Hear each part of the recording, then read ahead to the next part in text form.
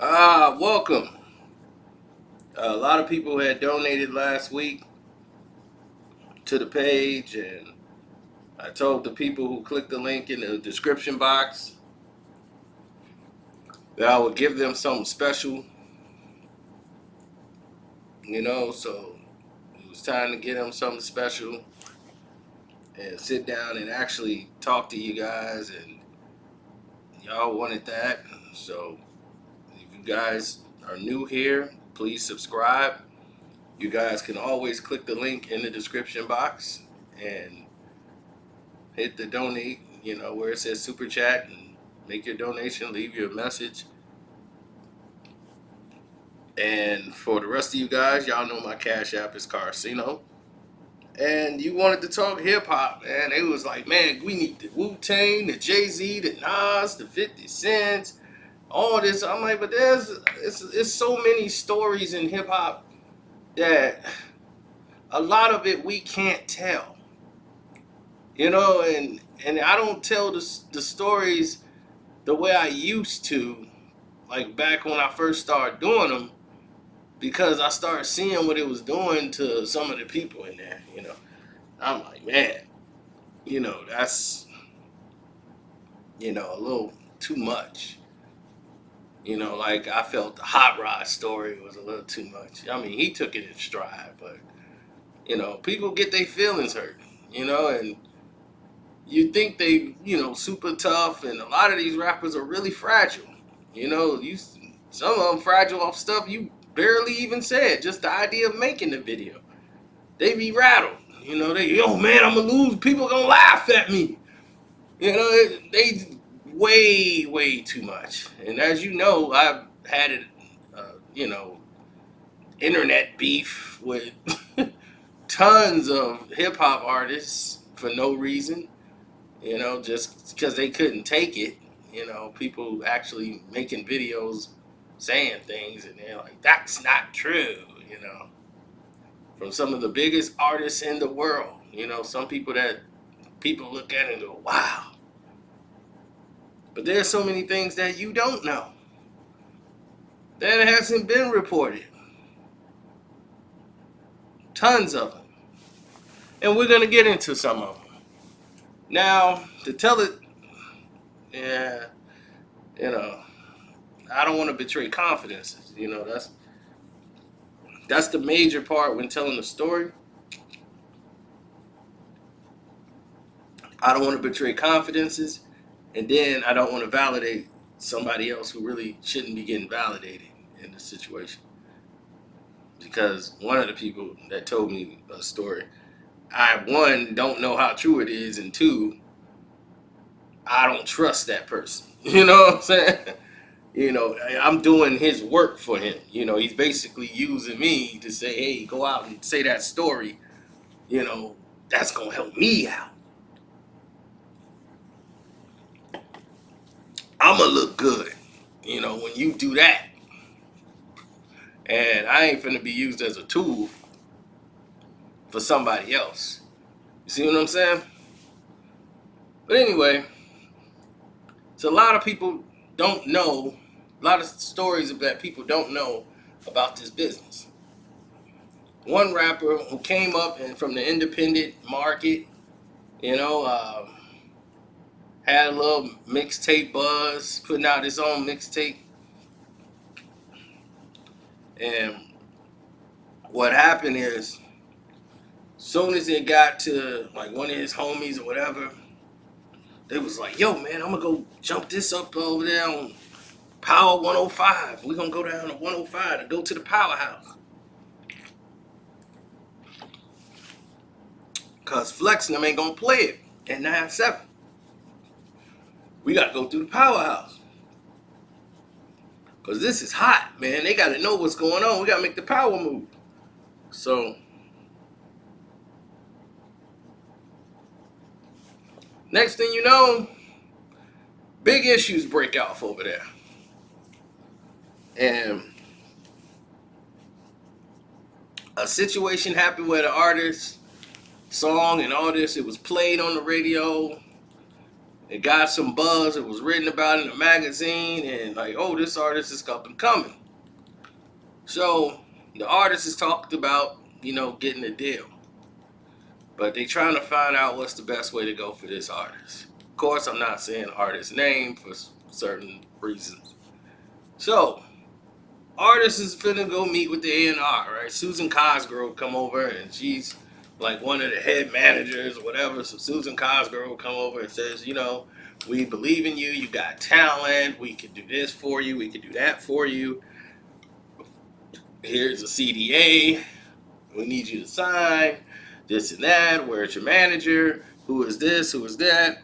So as he's signing his stuff, he's like, man, I don't have a manager right now. I'm in between that. I'm going to just bring my mom in. He brought his mom, brought his dad, whatever.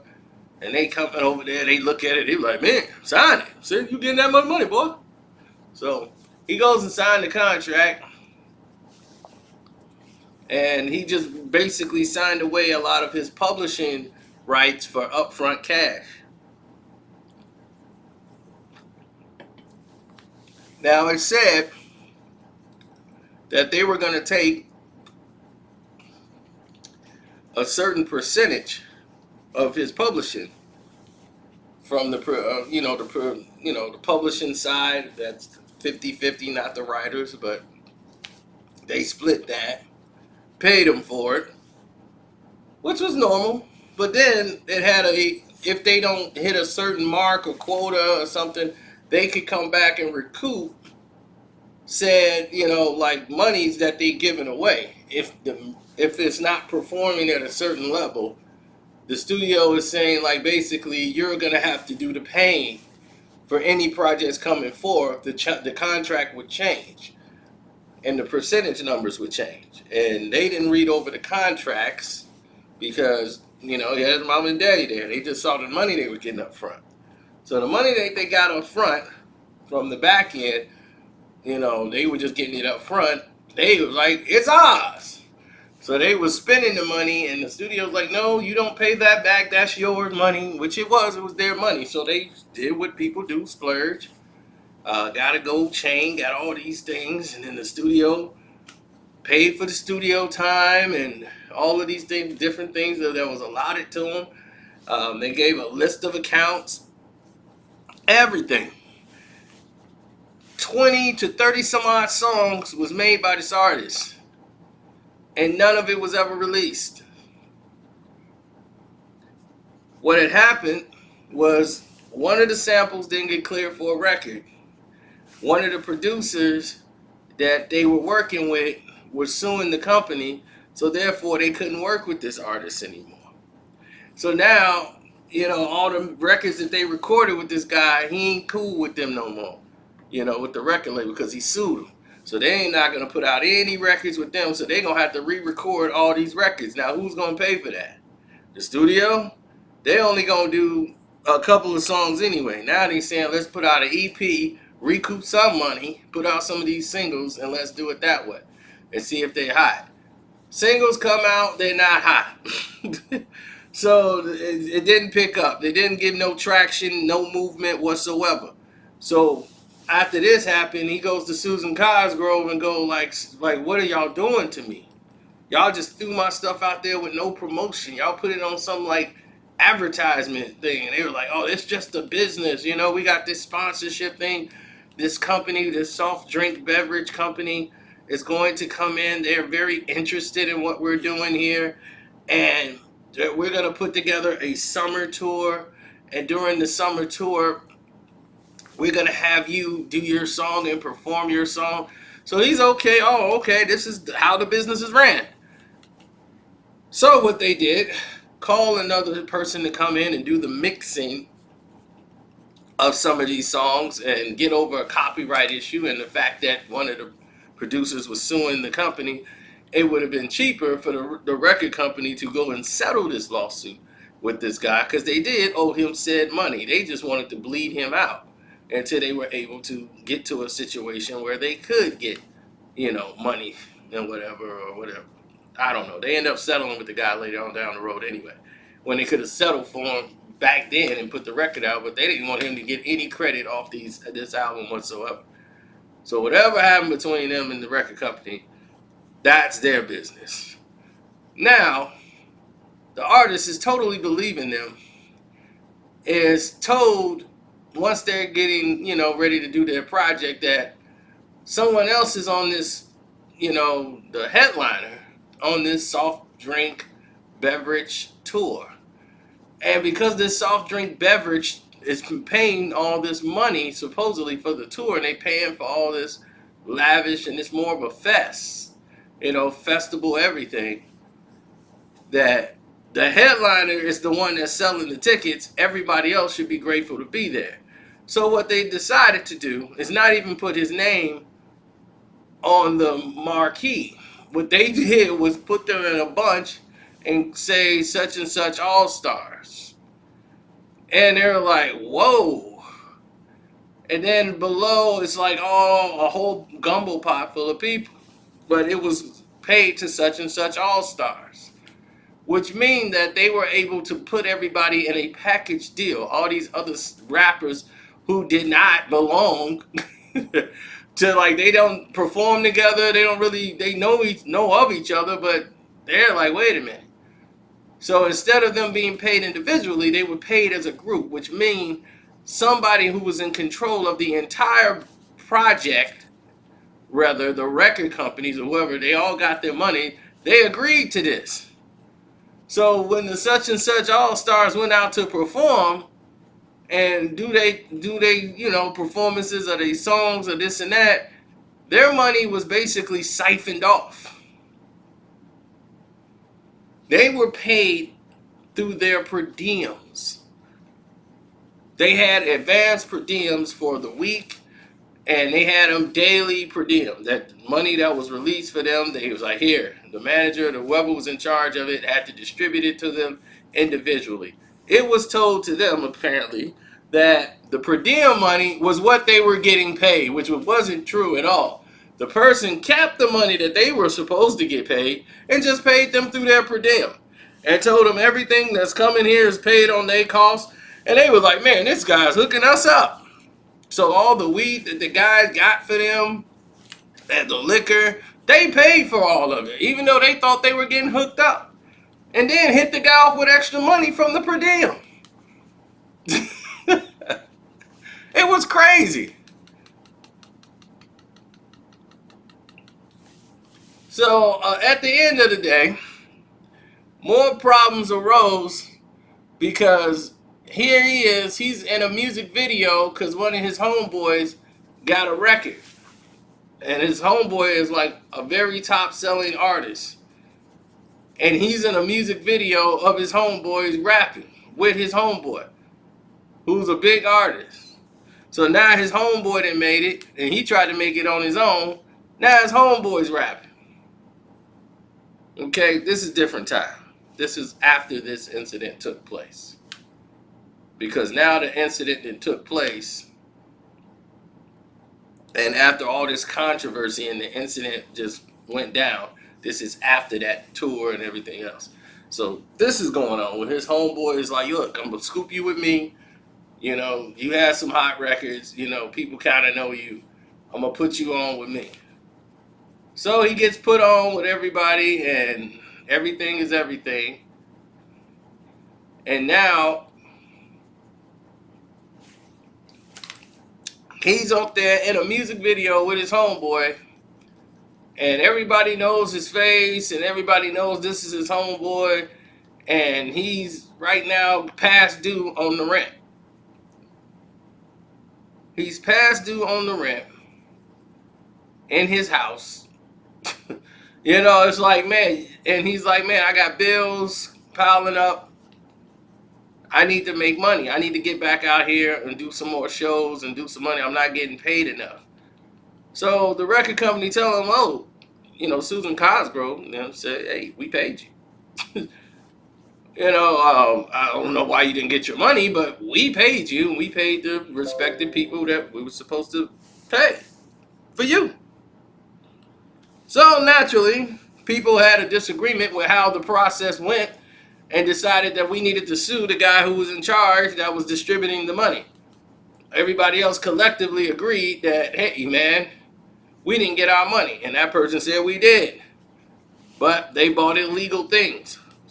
One wanted a gun, some wanted weed, some wanted coke, some wanted all these illegal things, and you want to bring that up in court? That's what you wanted me to go get for you? Huh? Do you want to do that? So let's go ahead and do these lawsuits, and you want to bring up the money. So you want to account for that? So they was like, no, man, I don't want to say all that in court. So the guy basically swindled them, hustled them, and then scared them to not sue him because all these things was going to come up in court. So it just said, well, consider this a learning lesson so the next time you don't get burned. Right? That should be the end of it, right? Now, the artist is having one of the greatest days of his life. Whole different rap artists. Because this is going to conclude this story too. This rapper's having the greatest time of his life. First time he comes out, drops a record. He's doing well, exceptional, blowing up. And he runs into the same artist who had homeboy, was #1 and doing all this stuff and had much success. And he was broke. And he was like, yo, man, I remember you when you was doing this and that, and, you know, your project didn't come out. And as he's explaining what went down and transpired in his career and all the mistakes that he made, and he's trying to get a young kid game, you know, and the kid was like, man, I'm not going to let that happen to me, you know, and this and that, and I'm going to look out for you. Matter of fact, you're going to be cool with me. We're going to be down. I'm going to help you out. Because, you know, you're a good dude. And he schooled him to the game. He's telling him everything. The kid was young. Kid just got in the game. He's hot. Records selling off the chart. Girls are loving and screaming. And the guy remembered him because he was there with #1 said rapper. He was his friend. And was like, yo, man, I remember you. You was tight on the records, you know, and what happened? So he explained the situation, explained his record contract, how they told him one thing, did another, kept changing things on him till he was released. And, you know, he was out of everything, out of the money, out of the game. So, young dude is schooling him to the game. I mean, well, not schooling him to the game, but he schooled a young guy who's already successful.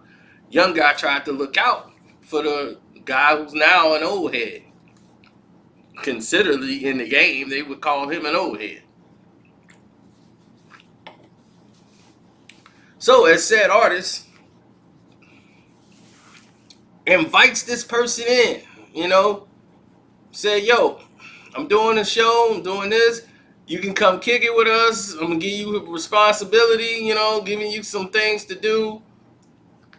You know, you could be in the studio with us, like basically bringing him in on his team. So, what does this guy do? The rapper who's struggling, who had the career and everything, he had a girl that was sticking with him the whole time. His girl was sticking with him the whole time. Through everything. She was there.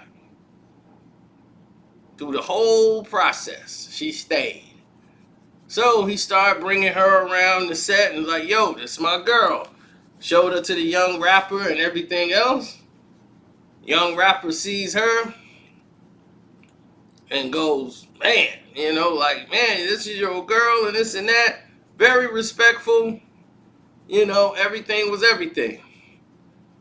So, he gets back and he starts questioning her, why she wears a certain dress, how she's doing this and that, and, you know, accusing her of doing things. And she was like, no, I wasn't doing that. You fan struck. I hung out with people bigger than that. You met people bigger than him. He's just a young kid coming up in the game. I had more than he did when he came out. Don't forget that. I'm getting it back. I'm working on these things now. Yeah, we finna talk about doing the deal. I'm gonna get my own deal. I ain't gonna be rapping with him. So she was like, just don't mess up, what you got going on. But he talking bad about the person that's helping him, the young kid who actually listened to him. Because of his interjealousy with this woman. So at this time, he's on a social media site, doing her thing. And then I don't know what if it's woman's intuition or whatever. She decided to create a fake profile. Not only did she create this fake profile, she didn't even get a chance to put a picture up. She was going to put a fake picture up just to test her man. And hit him up and was like, ooh, you look cute in that outfit. And he hits her back in the DM right away. And was like, follow me. Next thing you know, they're DMing. And he doesn't even know he's DMing his girl. And he's giving her all the information in the world about his life to a complete stranger with no photo of who they are. And she gets him to send photos of his body and everything else. And oh my God, it was so bad he couldn't even get out of the lie. I mean, she had did everything. He was telling her about everything. He talked about her like a dog to this person that he don't even know who it is on the other side. So now he's completely stupid and he's caught in a bad situation. So now the artist, the young guy that he's with, he was like, man, I need to be out here on the road. My girl's tripping and this and that. I need to be here. The girl, out of spite, after feuding with him, told the rapper everything that he said about him, the young kid. She went and told him, like, this is what he really think about you. You shouldn't even be dealing with him. He thinking like I like you and blah blah blah blah blah blah blah blah blah blah blah blah. This is what he really think about your music and da da da da da da da da. So the young guy was like, oh, so that's how he feels. That's what he's trying to do. He was trying to get a deal. He couldn't get that unless I okayed it. They don't want nothing to do with him. So, you know what? Since he wants to act like that, I'm just going to give him the brush. And that's what he got. He said, look, I'll thank you for your honesty, but I see I got to deal with him at arm's length. So he brushed the young kid off. Brushed the old head off. Basically, old head called him, man, why ain't nobody talking? Hey, what's going on? I thought we was supposed to be doing this and that. Yeah, man, yeah, he ain't feeling it. He said, I don't know what happened, but, something happened. But he ain't feeling the situation no more. So now the old head's out there. And the old head right now is working a 9-to-5 job. He's working a 9-to-5. And he's at home. And now he's married to the girl. He wasn't married to her at that time. Now they're married. And they talk about him here now. What could have been and all these things. But he got married. Basically got out of the game. Started making some mixtape. Man, I think so. I think I heard a song of his on the mixtape. But he was rapping with somebody. But he had to get a 9-to-5. He had to realize, I got to pay bills. Had to get a 9-to-5. It was pretty embarrassing. Since that, like, the majority of all his friends and people that he knew were high rap artists, but never really gave him the light. And they say it's for some reasons, people know certain people. Like, I guess they knew him and knew the type of person he was, really. But he came in the game, he was entirely a different person. The game changed him to be the way he was. And a lot of people got put in a situation where they weren't comfortable. And they changed him. And all he could see was getting back to the position where he used to be, or I got another crack at it. You know, it's like that, like a player who's been in the league 13 years and ain't never won, and he's trying to bounce from team to team to try to get that chance. Like, oh, they got a chance to go. Even without me, I just want to be on the bus. You know, I want that ride. So don't get caught in those lights. Always be true. Stay true to yourself. Because this game is crazy. The hip hop game is crazy.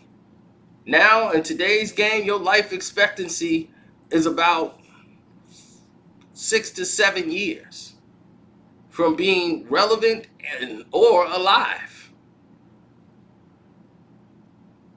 Most of these young rappers, young kids, they don't even get to put an album out. Their first album. And they already deceased or in jail before their first album hits.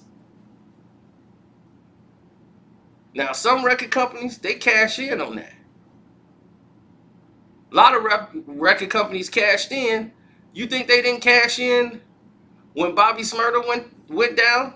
Do you want to know how much money they made? They made $37 million when Bobby Shmurda went away off Bobby Shmurda music. A lot of people don't even know that. Bobby Shmurda wasn't even worth $37 million. And they made $37 million off Bobby Shmurda music once he was gone to jail. $37 million. Oh, I checked. So, and that was back then. It's probably more now. Now that he's getting ready to come out soon, that those songs are gonna be out there. They're gonna be back streaming. There's so much they do with people's music that you have no idea. People could take your song, use a hook, or use just a couple of bars from it, and you will still get paid. It could be streamed on a soundtrack or some form of music, hip hop TV show. That's another revenue stream that gives the royalty money. You guys have no idea how much this game is changed because of streaming. And now the control is not up to the artists. They created the stream revenue, and people think like, yo, we can control it as long as we got people interested in us. They'll build up enough interest to check out the records. We've already seen that process is not 100% honest because it's not authentic. It's not authentic.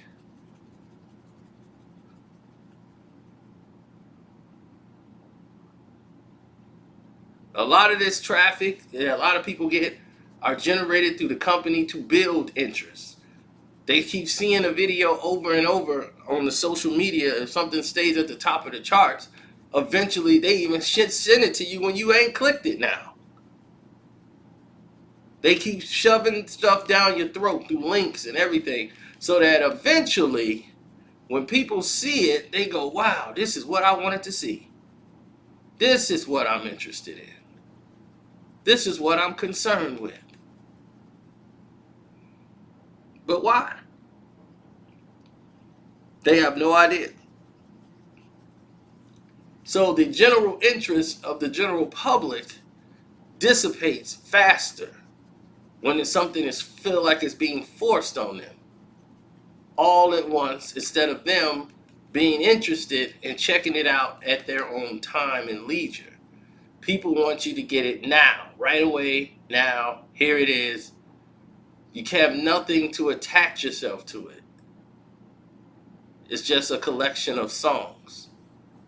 So all this streaming is just an overdue, long rundown playlist of songs. And it's harder to track what album it was on. It's hard to track where it came from. Like, as far as where it all goes. Because everything is being counted individually now. Instead of albums, they're being basically tagged as all individuals. Songs, even the intros.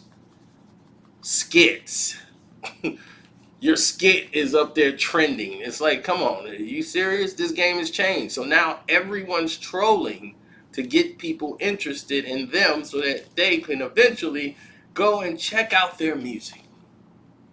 That's the new game, because we need you to stream. So I gotta be so crazy, I gotta be so over the top so that you would pay attention to me, and hopefully you would like me enough that you would go out and buy my records and purchase it. That's the new game. And it's a dangerous game, because the extent of people now are on these drugs, they have short tempers, they're more paranoid, and all the side effects that comes with these drugs are taking a strong effect mixed in with liquor and making people psychotic.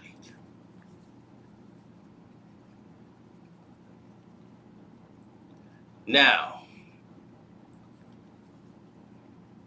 if we can put together in one big bubble all of these different things that we got together, and I don't know, YouTube premiere, all you guys there, I know you guys are on the in there. Y'all putting a lot of names in there on who y'all think the story is about. That is great.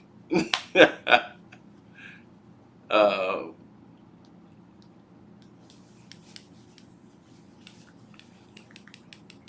you'd be like, "Are we close? Tell me, did one of us say it already, Sino?" I see that, but hopefully you guys understand what I'm talking about here. Because is this the game you really want to be in? And if you want to get in the game, you need to be ahead of all aspects of this game. You see where rappers are today? And these are rappers that have sold hundreds of millions of records. Hundreds of millions of records. 60 million, 70 million records. Look where they are today. How many successful rappers do we have? How many rappers are out there banking right now? They're rolling in the dome. A lot of people said Tiger had a bounce back year. Tiger, Tiger on fire. I don't know a rapper out there that would want to trade places with Tiger in the game right now.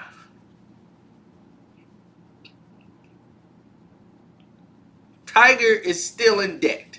Tiger had back taxes going out this wazoo. Tiger was basically renting these homes, renting these cars, didn't own anything, and he owed money for the rent, past rent on these mansions and things he was paying for. He was basically selling you a lifestyle.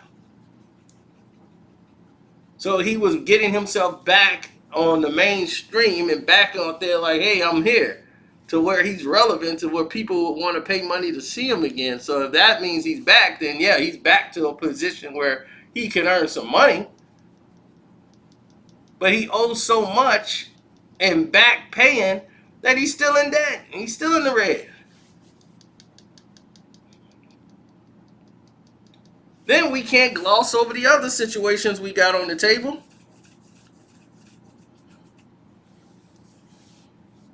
You know, you got other situations brewing now. You look at all these rappers who are blowing their money on parties. People are paying $275,000 for parties. The guy will give them $50,000 in appearances. Some get 10 on an average. Come here, we're gonna give you guys 30 grand, 30 bands to come here. Oh, you don't want to do that? Bet. We'll do 28. We'll do 50, depending on who it is. Pay them 50K. Or if they come in here, they do a walkthrough. We'll give them 20K for a walkthrough. They come through a walkthrough, they might chill, smoke a blunt, be in the house, say what's up, be seen by the public, stay for 30 minutes, and then bounce. They don't perform. They don't do anything. They just do a walkthrough. Some people get this, confused when they book talent, and then it leads to a problem saying, "Yo, he just showed up and then he left after an hour." It's like, dude, that's what you paid for. You didn't know what you were doing when you booked them, so these become a problem. Now that we gotten this all addressed and we all abreast and caught up with everything, I want to thank you guys again, and definitely watch the pitfalls. And when I say be in charge of things, I mean have your ear into production, have your ear into your publishing, have your ear and eyes on every aspect of being an artist. Don't trust just your lawyer. Have him explain to you what's going on, why you need to have these things, why this is happening. You have to be more vested in there than just busting some rhymes and beats. Okay, you got to know where your money's going, how's it being spent, how you are being paid, and how can you maximize your revenue and income into the company. You have to understand the record companies got to make money too. Hey, that's the way of the game, but you want to make sure that you're being compensated fairly in the process. And the faster you learn that and the more you learn about your business, the greater the chances you have of being a successful artist. There should be many more successful artists in this game. Successful artists, it's a lot of them that are stable, way far than stable. They're not written about. They're not on social media really, and they're successful artists. They're in the black. They owe nothing, and people look at them as they some broke rappers. But it's amazing to me. Those guys who you see with the flash, those are the guys that's really like in debt. So it's amazing. But hey, to each his own. Wish you guys the best, but I hope artists actually listen to this video more than anything. Listen to it all the way through. That's the only thing I really request is that, because I made this video for y'all to understand, because some of you might want to be rappers. Some of you may be rappers. Some of you know what I'm talking about. Others who might be thinking about it and talking about doing it, watch and listen to this video all the way through and think about it and say, okay, let me see if this is really what I want to do for the rest of my life. Don't forget to subscribe, hit the notification bell, so make sure that you can get all notifications sent to your phone. And once again, if you want to donate to the page, we do appreciate it. The Cash App is Carcino, so please do so when you can get a chance. And I'm out.